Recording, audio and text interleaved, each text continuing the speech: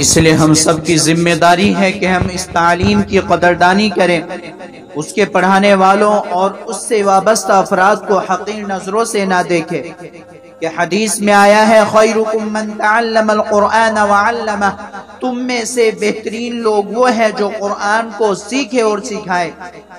جسے رسول اللہ صلی اللہ علیہ وسلم کہہ دے کہ وہ بہترین آدمی ہے تو اس کے مقابلے میں پھر ہم کس کی گواہی قابل قبول ہو سکتی ہے؟ چنانچہ اس سے وابستہ افراد کو حقیر جاننا اور اس کی تعلیم کو قدر کی نگاہ سے نہ دیکھنا، یہ ہمارے لیے خسارے کی بات ہے، ناقدری کی بات ہے، محرومی کی بات ہے۔ اللہ اور اس کے رسول صلی اللہ علیہ وسلم کی پسند کے مقابلے میں اپنی پسند کو ترجیح دینا، یہ ایمان کی خرابی کی علامت ہے۔ مومن کی ذمہ داری تو یہ ہے کہ اس کی تعلیم سے اپنی زندگی کو روشن کرے اور دین و دنیا کی کامیابی اور کامرانی کو اسی پیغام ربانی پر عمل پیرا ہونے میں مثمر اور سمجھے اور اس کا یقین رکھے۔ عرب کے باشندے نزول قرآن پاک سے پہلے کیا تھے؟ ان کی سیاسی سماجی حیثیت کیا تھی؟ ان کی علمی اور معاشی حالت کیا تھی؟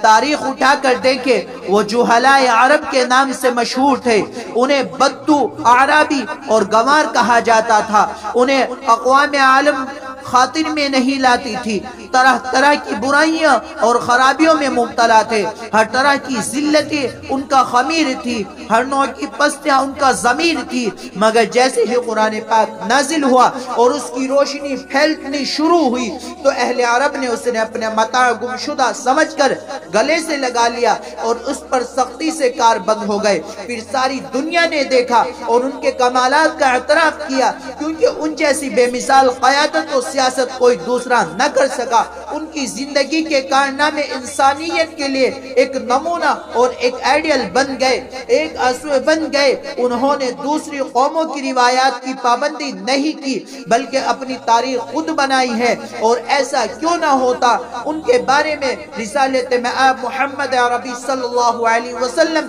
جیسی کیمیاگر اور کیمیا ساز شخصیت نے کہہ دیا تھا، اصحابی کالنجوم اقتدیتم اہتدیتم، کہ میرے اصحاب ستاروں کی مانند ہے، جس کا دامن تھام لوگے منزل کو پہنچ جاؤ گے۔ حضرات گرامی، اہل عرب کی زندگیوں میں قرآن پاک کی برکت سے اس انقلاب عظیم سے قبل معاشرے کی جو حالت تھی وہ کسی سے ڈھکی چھپی نہیں ہے۔ آج بھی اگر ایک احساس انسان ان کی درندگی اور پتھر دلی کے واقعات پڑھتا ہے اور سوچتا ہے تو بدن اس معاشرے کی حالت زار کو دیکھ کر کپ کپا اٹھتا ہے، اور اس معاشرے میں وہ برائیاں اتنی طاقتور اور جوان تھی کہ انہیں ختم کرنے اور اکھاڑ پھینکنے کا وہم و گمان بھی کوئی اپنے دل میں نہیں لا سکتا تھا۔ ان میں حسد و چوری، قتل و غارت گیری، شراب نوشی، سٹے بازی، سودی کاروبار، عورتوں کے قتل، ستیلی ماؤں سے زنا، مال و دولت کی ہوس، عہد و منصب کا لالچ اور تاریکی در تاریکی جس کی منظر کشی قرآن پاک یوں کرتا ہے، ظلمات بعضها فوق بعض، اور اسی طرح بلیغ الفاظ میں ظہر الفساد فی البر والبحر کی خشکی اور تری میں فساد برپا ہو چکا تھا۔ ایسے میں قرآن نازل ہوا اور ان کی زندگیوں کی تاریکیاں دور ہو گئی۔ آج بھی معاشرے میں اس طرح کی برائیاں جوان ہیں اور پوری قوت کے ساتھ معاشرے کی رگوں میں سرایت کر چکی ہے اور بڑے منظم طریقے سے نام بدل کر رائج ہو چکی ہے۔ چنانچہ زنا ایسا بدترین گناہ ہے کہ اس کے نام سے ہی گن آتا ہے، لیکن ہمارے معاشرے کی حالت یہ ہے کہ اس کو گناہ نہیں سمجھنے کا تصور ختم ہو گیا ہے۔ ماں سے زنا کرنے کی خبریں بھی عام ہوتی جا رہی ہے۔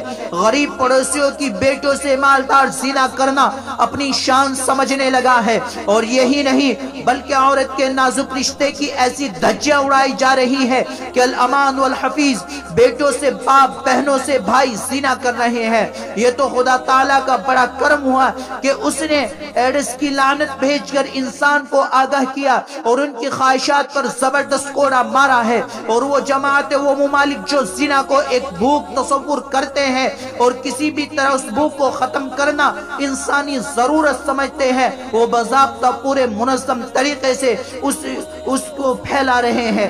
ان کی اس گندی سوچ پر یہ اللہ کا ایک عتاب ہے۔